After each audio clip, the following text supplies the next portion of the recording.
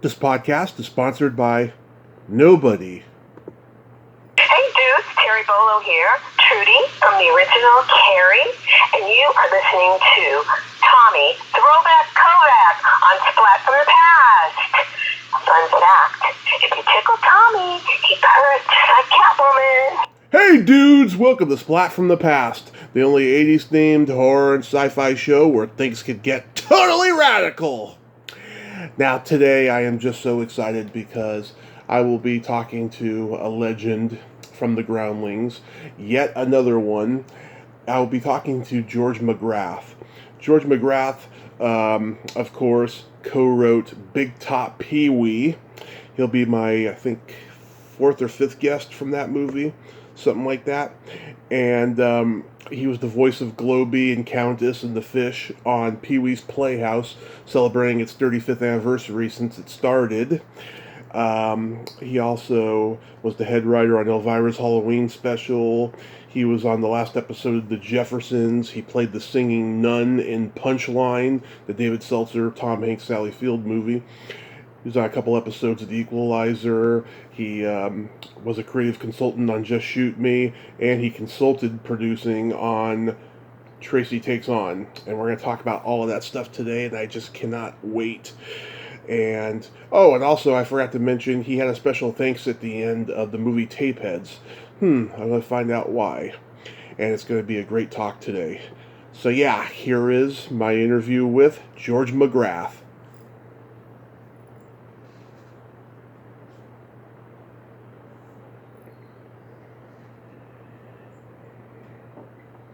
Hello?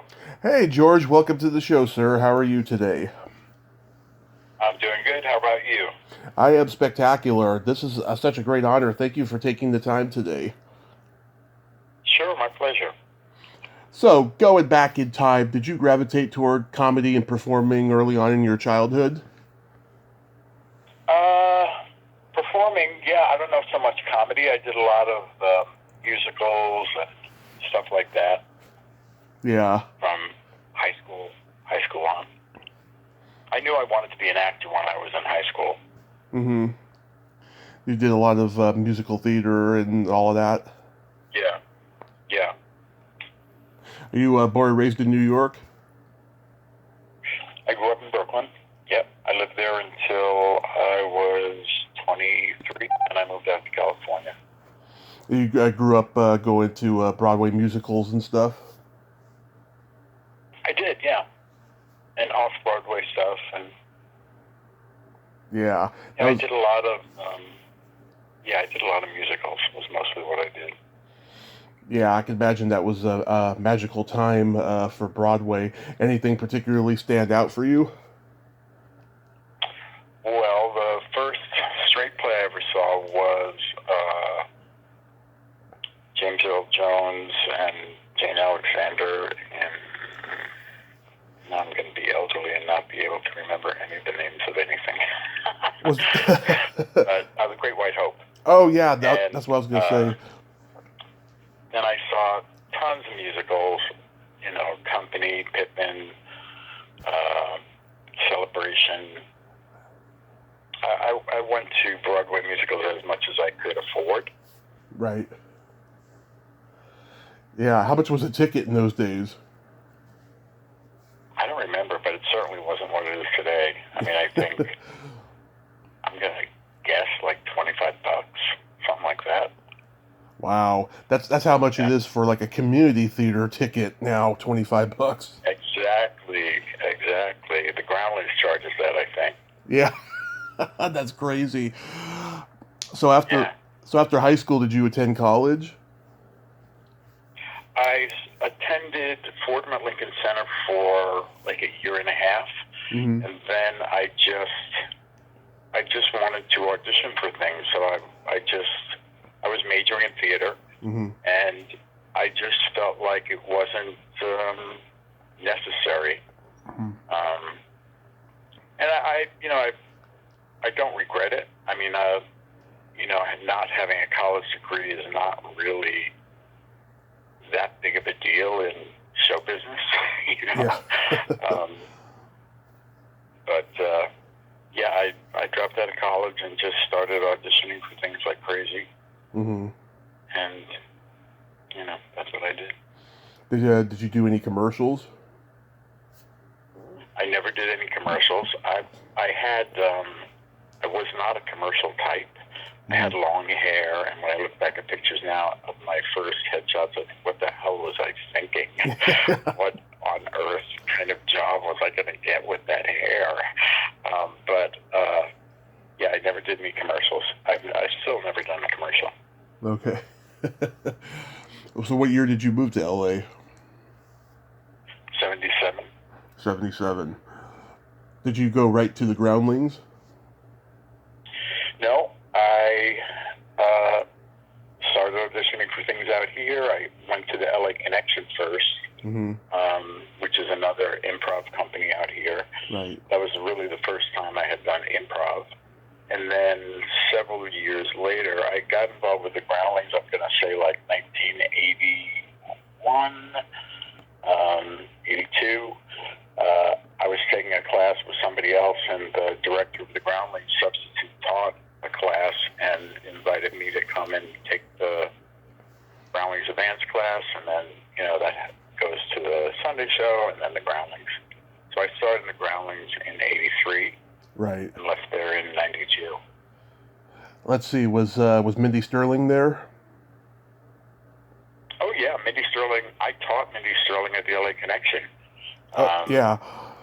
So I've known her forever. She came into the Groundlings, let's say maybe like 2 years after me. Right. But several people from the LA, Deanna Oliver was in the LA Connection with me, and Melanie Graham, and John Stark, and oh, yeah. a whole bunch of people that ended up at the Groundlings eventually.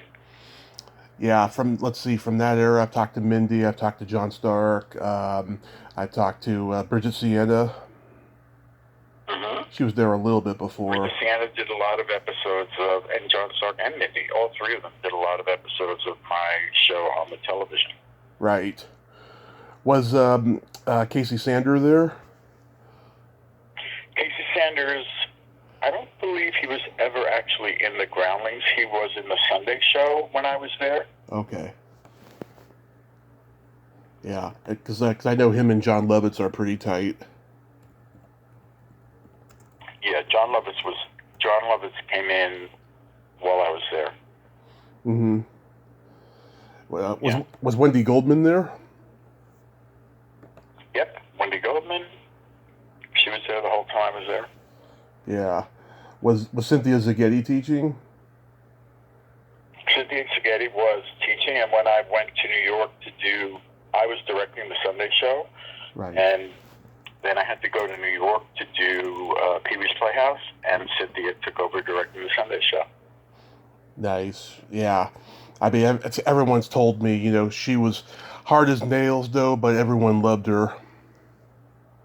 Yeah, she was great. She was great. She was completely upfront. You know what I mean? Yeah. When she said something, she meant it, and that was really helpful to people. And she was just a nice person too. Yeah. You said you were there till 92? Till 92, yeah. So you got to see like Julia Sweeney and Kathy Griffin go through there too. Julia Sweeney, Kathy Griffin, yep, all of them. Bill Schreiner was directing. Bill Schreiner directed for a very short time. Tom Maxwell directed when I was first there, and he was there for many years. Mm-hmm. And Bill Schreiner directed for a short time, and Stan Wells, and it was like a rotating group of people after he left for a while. Yeah. What do you think about today's Groundling shows as opposed to the ones from your generation? The difference? The difference, yeah. I think, the thing about the Groundlings is there's always several fantastic people. Yeah. And that's always been the case. There's, 13 or however many people are in it, or 20, I think it is now. There's always 5 brilliant standouts. And and everyone's pretty good. I think the difference in material is different because it's gotten a little PC. Yeah. You know, you can't really do a Japanese talk show host. Yeah. That's one of the things I did. I think a lot of the things that I did would be PC'd out of what's in there right now. Right. But, you know, that's just a sign of the times. Yeah, you probably heard the story about when Doug Cox wrote that Easter sketch, and like everyone walked out on it. You know, who went to go see the show on Easter Sunday. No, I did not hear that story, but it sounds classic. It is. Lynn Stewart told me about it, and like after the show, he was backstage going, "I don't know what happened. You know, it got big laughs in rehearsal. Why didn't anyone like it?" And Phil Hartman came and put his arm around Doug and said, "You can say all you want about Jesus' birthday, but don't fuck with the resurrection." And Phil Hartman was there when I first was there. Phil Hartman was probably the nicest, funniest, kindest guy I've ever met in my life. We remained good friends throughout his life, and he was so nice. You know, when I first got in there, I had 20 cents, and he would take Judy Toll and I out to nice restaurants, and you know, he'd be in any sketch you asked him to be in. And when I had my show, he came back, even though he was already a big SNL star, to do an episode. He was just the greatest guy, and super funny and super talented. Yeah, it's just, I still can't believe he's gone. You know, that was a bad day for comedy when that happened to him. Bad day. Yeah. You know, and of course we just lost John Paragon. I didn't see that coming either. Yeah. John was there when I first got there. John was just leaving, and he was there for maybe a month or two. I was there, and then he had left. And Edie McClurg was still there. Yeah. John wasn't. We remained friends as well. And, you know, we wrote Pee-wee together and worked on Pee-wee together. And but he did not stay in the Groundlings very long. And Paul had already left. Right. Because he did the Pee Wee Herman show there, and it went to the Roxy, and of course, you know, it became huge. You guest starred on the last episode of The Jeffersons, where you played a guy named Burt Reynolds. That's right. My footnote in TV history. Was that a lot of fun? Yeah. It was the first big part I ever had on anything. I had done I think I did Growing Pains beforehand, and maybe something else, but small parts. And the Jeffersons part was, I was in it from top to bottom, and it was super fun, and they were all super nice. Yeah, that show was on for a long time. I didn't even realize it was on for 10 years. Yeah. Yeah. They didn't know when they finished filming my episode, they didn't know if they were being picked up or not. They had not heard. Yeah. And I think they assumed they were going to be picked up, and so it was that kind of a closing in front of the audience, you know, we'll see you soon, and blah, blah, blah. But then they were canceled over the summer. Wow. Yeah, I just talked to somebody who was in the last episode of MASH. He told me they all knew that was the last episode. Everyone was a basket case all week. There was a lot of tears that week. Yeah, the Jeffersons did not know. So, yeah, there were no tears. Yeah, I'm sure. Yeah, I mean, Sherman, you know, he did Amen right after that, and then Marla did 227, so they were ready to move on, obviously. Yeah. And then, let's see, you were one of the many familiar-looking party guests in Sandra Locke's Rat Boy. Oh, my God, now you're digging deep. Yeah. Yes, I was a Rat Boy. Yes. Yes. Yeah, was that just... John Lovitz was in that, too. John Lovitz, Bill Maher. Fun. It was really I think it was maybe 2 days of shooting, but it was my first movie. And, you know, so it was super exciting. Yeah, it was you, John Lovitz, Bill Maher, the snooty Maitre D in Ferris Bueller's Day Off, Jonathan Schmock, and one of my earliest interviews, Kathleen Wilhoit. Did you see Sharon Baird in her makeup? Yes, she was on the set the whole time I was there. Yeah, I felt a little sorry for her because the makeup was so restricting. I mean, that poor woman. Yeah, yeah. She told me when I talked to her a couple of years ago. She's such a lovely person, though. Mm-hmm. You were the head writer on Elvira's Halloween special on MTV. That was another fantastic thing. Like, it was the first job I got that flew me somewhere to do something. Mm-hmm. I got to write a song for it. I got to play the nun in a spoof of $25,000 Pyramid. It was just a blast. That whole week that we were there was just a lot of fun. That was a pretty... Elvira's fantastic. Yeah. Did you read her bio? I have not. I bought it, but I have not read it yet. I heard it's really good. I'm going to buy a copy soon. Yeah, me too. Me too. Everybody says it's fantastic. She was scheduled to be at this horror convention in LA a couple months ago, and I was going to go, and unfortunately it got canceled because of COVID. But I'm definitely going to get a copy of the book. I heard the book on tape that she does the voiceover for is even better than reading it, so I might go that way too. Oh yeah, but a lot of people are doing those Audible books. I know Lorraine Newman did one. Yeah. Yeah. But yeah, that special, that was a pretty ambitious show. Did MTV give any particular notes of, like, you know, what kind of jokes you couldn't do? I think she was so well established at the time as the kind of jokes she did do and didn't do. Mm-hmm. I never got a note from anybody. So, maybe she and her husband did, but they never told me anything that was from the network. So I think they were pretty hands-off on it. The same way CBS was with Pee-wee's Playhouse. Right.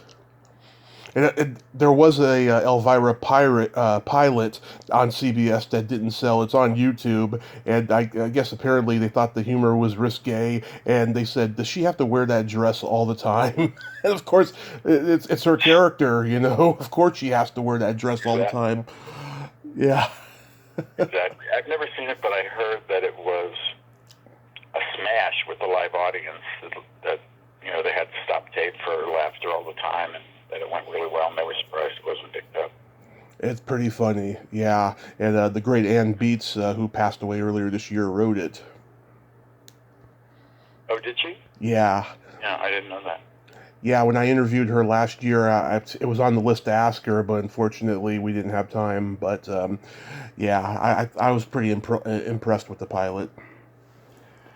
So I grew up loving Pee-wee's Playhouse. I watched it every Saturday when I was a kid. So how did it come about that you were going to do the voices of Globey, Countess, and the Fish? Well, Tracy Newman, Lorraine's sister, right, brought Paul down to the Groundlings when he got the deal to do the show to just see if he liked any talent or any, writers or whatever. Mm-hmm. And he came backstage and said, who wrote this, who wrote this, who wrote this? And I had written pretty much everything he really liked. And then the next week he called me up and said, hello, this is Paul Rubens. Do you want to write a television show with me? And I said, sure. I had written several episodes of Kids Incorporated before that. Right. So it wasn't my first job, but it certainly was a career-changing job. And then when we went to New York, I sat around with Paul and the other puppeteers, and we just sort of doled out the voices. Mm-hmm. Yeah, I think those are... Countess was one that I had done. I was on the writing staff, so I had read the role of Countess and the Fish, and I was the only one that could talk like this. That's why I did the Fish. And Countess was basically the same voice as Nun that I did at the Groundlings. Yeah. And, Globey was just kind of left over, and I took it. Yeah. I think those characters were probably the most memorable on the show in terms of voice and Oh, thanks. personality. Absolutely, yeah. Because Appreciate it. let's see, Wayne Orr, he did some voices, right? And then Wayne White. Wayne Wright. Wayne Orr directed the second season. Okay. Wayne White did Randy and Dirty Dog, and he was also one of the Flowers. And yeah, He's the guy who's married to Mimi Pond, right? Yeah, exactly. Yeah, Exactly. that's right. And he's still going strong. He's got all kinds of art, shows and puppet things, and he's still going strong. Yeah, this was a good stepping stone for him, for sure. Yeah. So, And he designed a lot of the puppets, and some of the set with Gary Panther. mm-hmm. He was very involved in that side of it. Why was the first season taped in New York?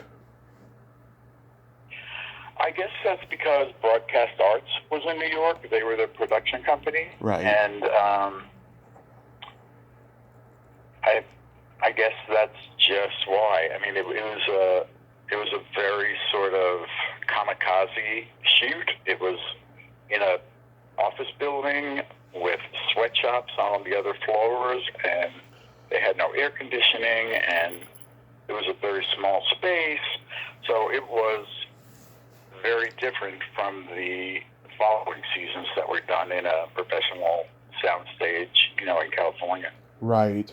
And of course, some cast members were replaced. The first season, there was that Latin guy Dino, and then Vic Trevino replaced him as Ricardo. Exactly. And then there was that one woman, Mrs. Steve, and then Suzanne Kent. Replaced with came on. Mrs. Renee. Mrs. Renee. Yeah, a much more nicer version of Mrs. Steve. Yes, more lively. Yeah. Mrs. Steve did not like to move around very much. And like I said, there was no air conditioning, and she was like famous for saying, "I'm drowning in my own moisture." Yeah. She was just very, hard to like spin around. She wasn't very eager to do anything that was make her sweat more. And Suzanne was, just perky. Right. I think that there was a spark to the show that kind of faded though after Captain Carl was gone after that first season. I mean, the show remained great, obviously, but just without Captain Carl there, I don't know, there was something there missing. Yeah, I agree. I think the show, the first season there were 5 of us that wrote it. The second season it was pretty much me and Paul who wrote the second season, and we were writing Big Top Pee-wee at the same time. Right. I think after the second season, it got a little hit or miss just because a lot of the scripts were outside bought. You know what I mean? Right. It's just a little harder to keep Paul's fingerprints all over it when outside writers are writing it. He's still buying the scripts and improving the scripts, but it was a little bit different after season 2, I think. Right, and also too, I mean, there wasn't that many episodes a season, right? Like 10 or 12, something like that. The first season we did 13, the second, and I think every other after that was 10. Yeah, it's like an HBO series. HBO has their short seasons of every series. Mm-hmm. Well, plus kid shows. I mean, part of the deal up front is that they're going to rerun them 5 times. Yeah. So that's how kid shows, at least at that time, worked. So, they had plenty of episodes. They just were repeats after number 10. Right. I love the Christmas special. It's my absolute favorite episode. There's so much great stuff in it, like Pee-wee being a bully to Frankie and Annette. The Christmas cards. Oh, that was John Paragon and Paul wrote that, so I didn't write that, but it was super fun to film just because it was like, oh my God, there's Frankie and Annette. Oh my God, there's Cher. it was just a lot of fun. Yeah, and he's ice skating with Little Richard, and then it turns out Pee Wee has a stunt man. Yeah, there's a lot. All the celebrity bits in there were really cute. Yeah, I heard Cher, she only had to be on set for like 20 minutes because she was on tour and she had to catch a plane. Well, Cher was like my idol, and when I knew she was coming on, I was like, oh my God, and I had a Cher doll. Yeah. And I brought my Cher doll and said to Paul, can you get her to sign it for me? And instead, he took me by the arm and made me come sit down next to her and ask her to sign it myself. And I said to her, I'm a really big fan of yours. And she said, oh, I guess so. Not everybody brings a doll. So it was a very exciting moment for a Cher fan. Did those Cher dolls come out in the 70s? I guess they did. There were several different ones that you could buy, and the one I had was the one where she was like an Indian, with just her hair really down long, and I guess it was the 70s. I guess when her and Sonny variety show was on. Yeah, I gotta check those out on eBay if they have any. I've never seen a Cher doll. That's pretty cool. Yeah. Go on eBay. They're on eBay. They're on eBay. Absolutely. Yeah, during the 70s, all the pop stars, they all had their own dolls. I know that. Like, I know the Osmonds had theirs, and, of course, Kiss had their dolls. Yeah. I saw you play an alien. Stars. Right. I saw you play an alien once on Pee-wee's Playhouse. You had this big old head. I remember. Yes. Zizzy Beluga. Yeah, was that a lot of makeup? A lot of time to play. I had Greg Cannon, who's a fantastic, well-celebrated makeup artist. They had to, cover my head and stick straws in my nose so I could breathe while they made the mask. And then made the head, really, and the head went on top of my face. And then the whole thing was pink. Yeah. I saw Greg Cannon at a horror convention once. He looked like he was having just the worst day, and he was setting up his station. I was like, I'm going to avoid him today.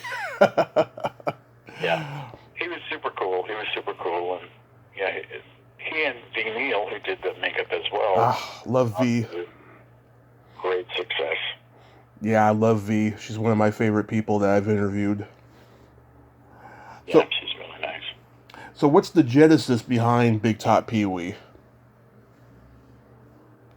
Well, after Paul and I got along really well while we were doing the first season of Pee-wee's Playhouse, and, he asked me to write the theme song, and I was kind of like his go-to guy for issues or whatever. So after the first season, he said, do you want to write a movie with me? And he already had the idea that he wanted to do a circus movie, and he might have even had the title, I'm not sure.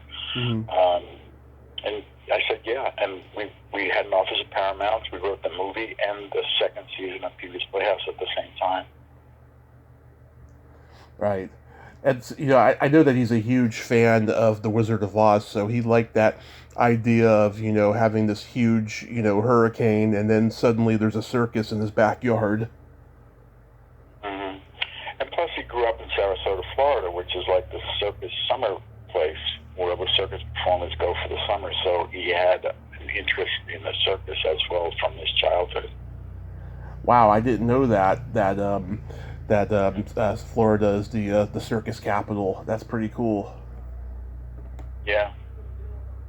So what are some of the pieces of the movie that you contributed? Oh, all of it. We wrote it. We started writing it together. Right. He went off to Florida for a while, and I continued to write it. And he came back, and we finished writing it together. So, I wouldn't say there's a part that I didn't have something to do with. We pretty much did it together. So he had everything to do with everything, and so did I. But are there any jokes in it that you're really proud of? I think my favorite thing when the movie actually came out was the egg salad. Yeah.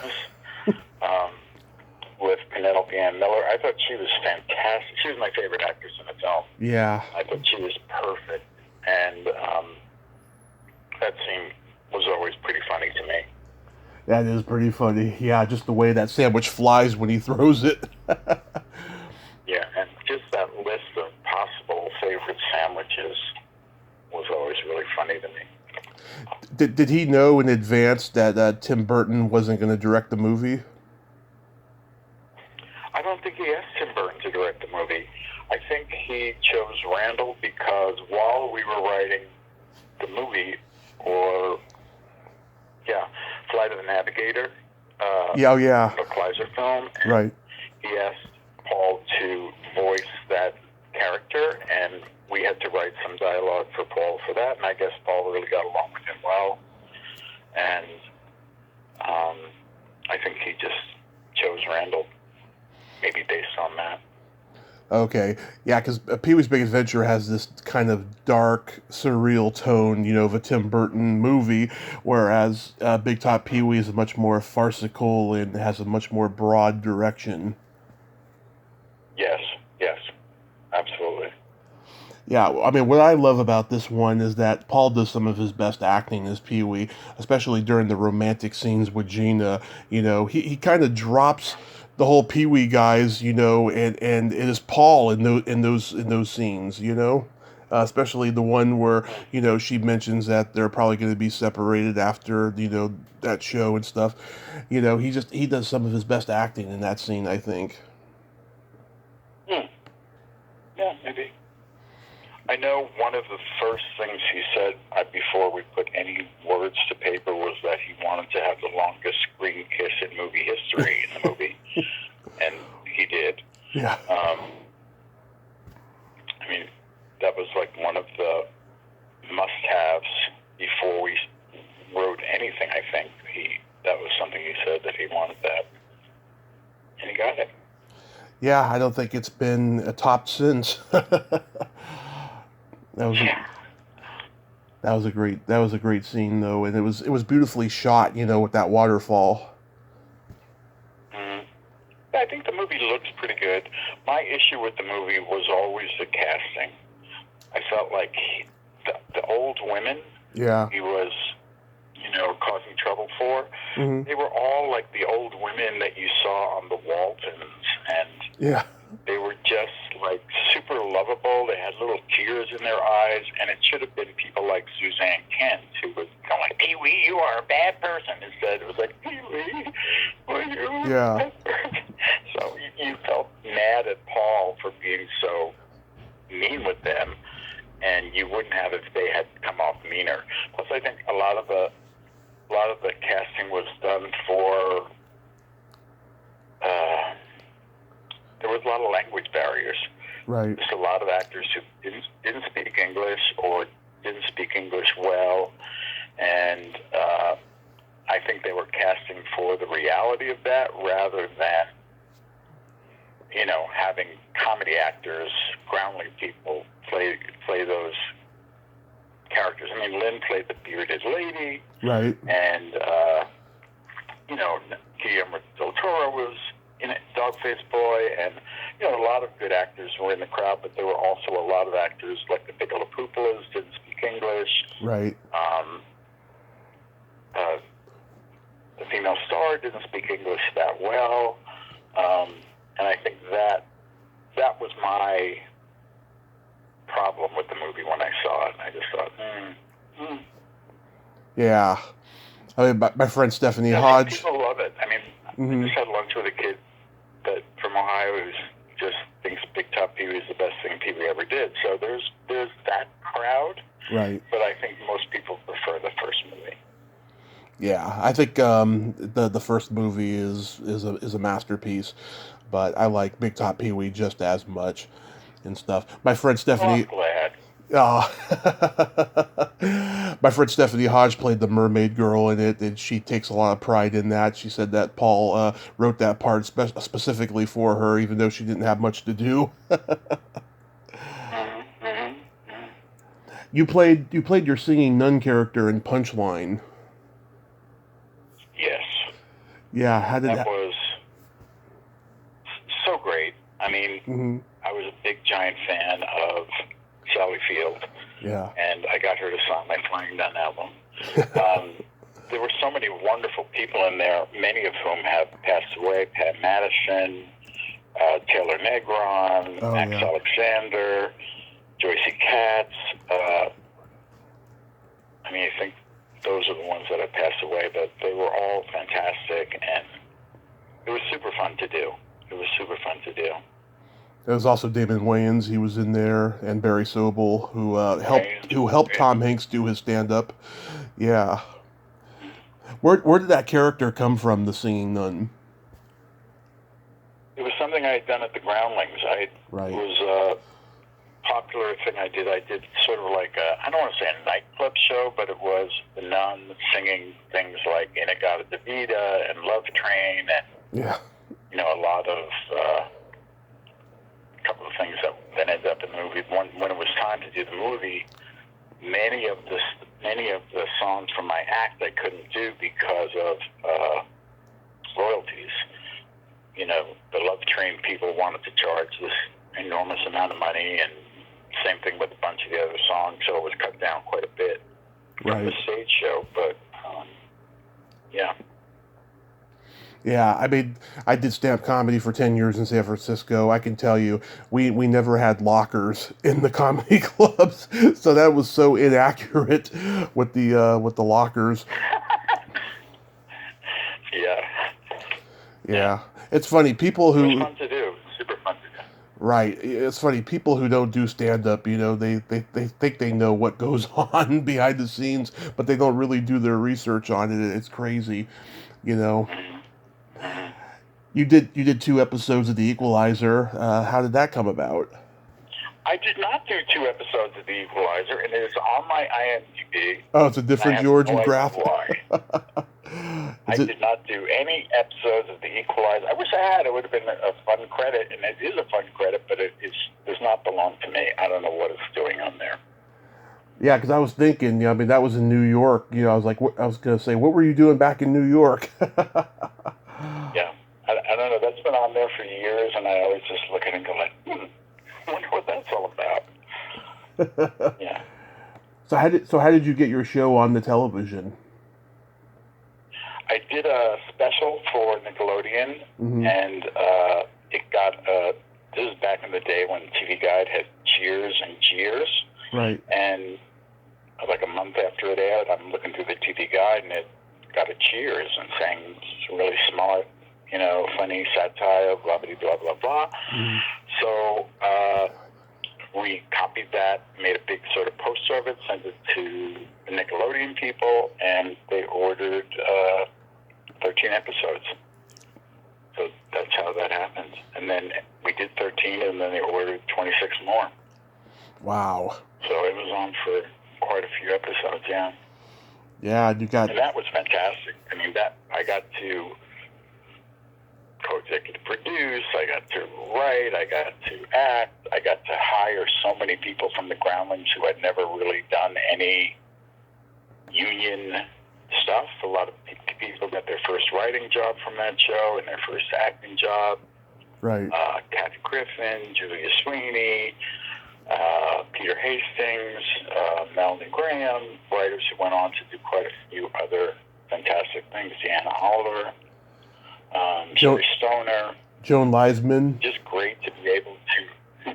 Joan Leisman, yes, and Nancy Dye was in a million of them. Mindy Sterling was, John Stark, Bridget Sienna. Everybody was so talented, and it was just great to be able to let them show the world how talented they were, and to write things for people that I knew their talent, and could really showcase them. Lynn Stewart did a million episodes of it. Elvira Cassandra did it as Cassandra. Phil did one, and it was a super fun time, and with just a lot of really great, talented people that had never really gotten a break. Right. Yeah, it's funny. I've told Terry Bolo this. I think that the Groundlings should have had a Saturday Night Live type show in the 70s when they were, young and fresh and it was just starting, She told me that's, I don't know, there was some talk about doing that, but it never materialized, because there's so Yeah. little work out there of the original Groundlings other than the Pee Wee stuff. And John Paragon had his own Showtime special called The Paragon of Comedy. And there was that one show that they did, Cheese Balls, that special that they did. There was that. Yeah, I did that. Yeah, but there's not a whole lot of the early Groundlings work out there, for the world to see. No. I see. All through the decades, it's always been a thing, Right. One of the Groundlings they did have a show that I think was all improv. I'm not sure. This is in the early 90s, I'm guessing. I don't think it lasted very long, but it was that group. Part of the problem with making deals for the Groundlings is that the Groundlings is owned by members. It's one of the fantastic, great things about the Groundlings, but it's really hard to negotiate with 25 people, to agree on a deal and all that stuff. Right. So I think a lot of producers and networks or whatever were sort of put off by that part of it. Yeah. It was sort of an extra roadblock. And I see too. You also had Tim Conway Jr. on the show. That's right. The special was Taylor Negron. Right. Was the co-host, and then once they picked it up, and I was playing Nat Caulfield, the other little character. I did the lesbian lunchbox singing Punchline, and so we were both playing characters as the hosts, and the Nickelodeon people wanted us to just be real people, which was kind of a mistake, but at that point I had nothing really to say about it, and so we went on a little search for a co-host, and somehow Tim Conway Jr. came in, and he was just the greatest guy. We are super good friends today, and he was so great to work with, and it worked out. It worked out fine. You became a creative consultant on Just Shoot Me. Were you done with performing by that point? Well, maybe because I wanted to be done with performing. I just feel like what took off was my writing career because of TV's Playhouse. And, people were saying, I want one of those hip happening writers from Pee Wee's Playhouse. And at the time they were asking, I was the only one. So a lot of opportunities came my way because of that. Just Shoot Me was a little later. I had already been a consultant on Hope and Gloria and Almost Perfect. But the Just Shoot Me time period, I started consulting on a lot of shows, a lot of pilots. And I'd go in one day here or 2 days here, and every day was a different show. And I did that up until Tracy Takes On.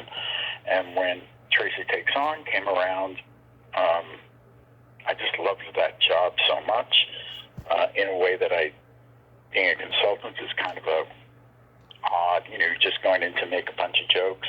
And some of the shows were not really that funny anyway. And Tracy Takes On was so funny, and she was so fantastic to work for that I told my agent I don't want to do any more consulting.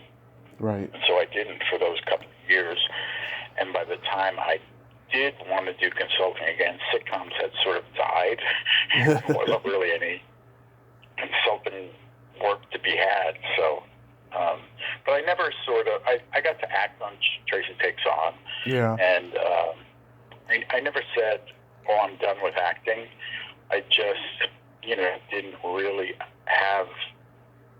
My agent was a literary agent at ICM, and he was fantastic. I mean, he got me so much work, it was insane. But I didn't really have somebody like that in the acting department.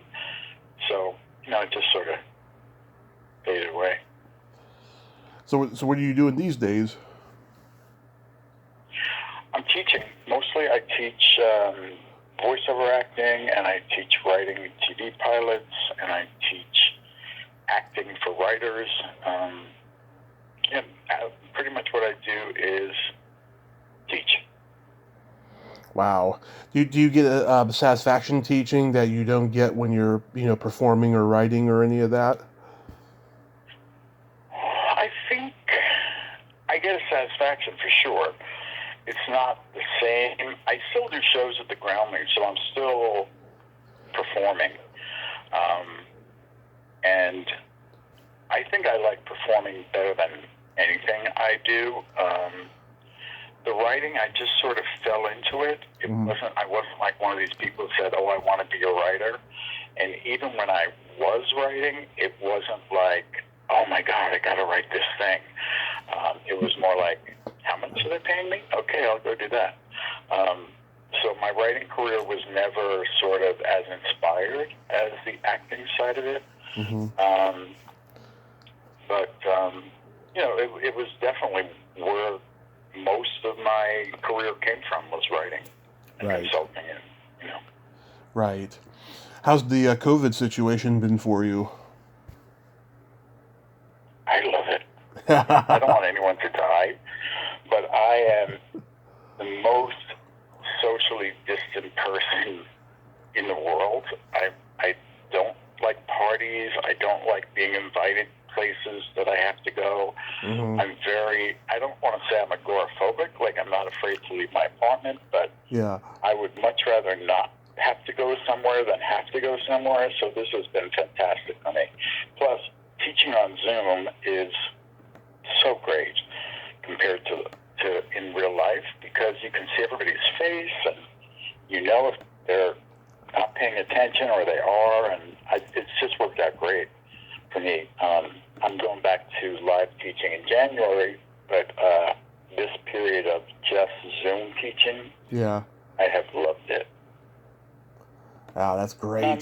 Vaccinated, and I got my booster and all the things old people are supposed to do. Yeah. So, it has not been an inconvenience for me really at all. That's good. It hasn't. That's good. I forgot to ask you. What you get a special thanks at the end of the movie Tapeheads? Why is that? It's kind of a weird story. These guys had seen me at the Groundlings, said, "You want to write this movie?" And I said, "Okay." This was in the day when you wrote a movie on a typewriter. Right. You know what I mean? There was no computers and all this, and so it was labor writing a movie on a typewriter. But anyway, I started writing it, and I think I wrote like maybe 2/3 of it. It wasn't a writer's guild job. I was super naive. It was the first time anyone had asked me to do something like this. I didn't know what was what. And about 2/3 through the movie, I don't remember if there was a particular incident or if it was just sort of wearing on me. And I said, "You know what? I don't want to do it anymore." And they finished the script, and they gave me a special thanks instead of a writing credit. And at the time, if I'd been in the Writers Guild or whatever, of course I would have had to have had that credit, but they just said special thanks. But I basically wrote 2/3 of the script. With Bill Fishman? And Peter, I can't remember what his name was, the producer. It was Bill Fishman's idea. He directed it, I believe. He did, yeah. Yeah, a couple years ago, this one guest of mine was going to put me in touch with Bill Fishman because he was making a documentary about the horror convention and comic book convention scene, and like his assistant called me, asked me a few questions on the phone, and was like, interesting. Well, we'll be in touch. Never heard from them again. That's showbiz. I never heard from him again either, so that might be his way. Yeah. Well, George, I want to thank you for coming on today, and I hope... Sure, I'm flattered that you asked me. Absolutely. I hope you have a happy holiday season, and I'm glad that you're going back to in-person teaching. That's so great. Well, thanks, buddy. My pleasure. You have yourself a great day, and please stay safe. You too. Thanks a million. My pleasure. Bye-bye. All right. Bye-bye. Well, there you have it. George McGrath. Ain't he a cool dude? Nice guy, a little shy, but great stories there. I enjoyed talking to him. And wow, I didn't know that he was in the Groundlings that later. I thought he was one of the early guys. But yeah, those are great stories. I'm glad I got to talk to him. Well, until next time, this is Tommy Throwback Kovac saying, there's no shame in living in the past because the present sucks. Later, dudes.